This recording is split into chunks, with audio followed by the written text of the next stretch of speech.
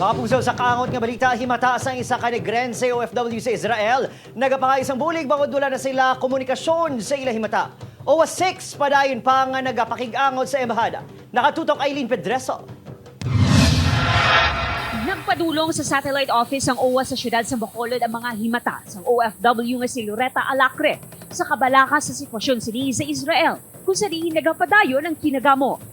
Na istorya sa news team ang hinablos ni Loretta, 49 anyos, nga taga Cadiz City. Sunod sa iya, 16 katuig na nga nagatrabaho si Loretta sa Israel, kag-anom katuig na bilang caregiver. Ang last nga Bernes, ma'am, sang gabi, nang kontaklas akon nga mga tiya man. Muna lang ina ma'am last nga nag-day off sa bala ma'am. Bangod wala sang trabaho sa among adlaw, suno kay Edshel, naglagaw si Loretta upod ang iban pa nga mga Pinoy. Kag nagtambong sa isa ka music festival sunod sa isa sa mga upod ni Loretta nga nagkadto sa kahiwatan. Hinali lang nga may mga armado nga mga lalaki nga nagtinalupok sa lugar.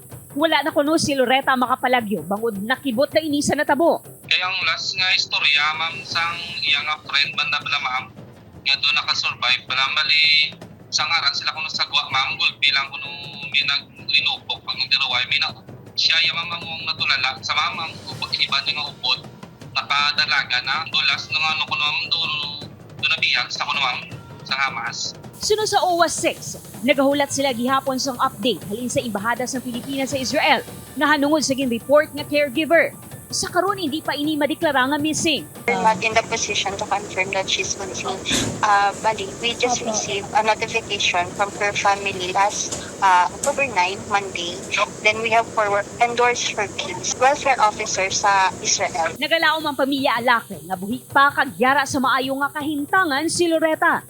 Sa ulihing anunsyo sa Department of Foreign Affairs, may duha ka mga Pinoy na nalakip sa nagkalamatay sa Israel. Ginmandoan naman ni President Ferdinand Marcos Jr. ang Department of Migrant Workers upang DMW nga pangitaw ng mga OFW kag ibang kanila nga pamilya sa Israel. Upod Keruel Banggol, Aileen Pedreso, One Western Visayas.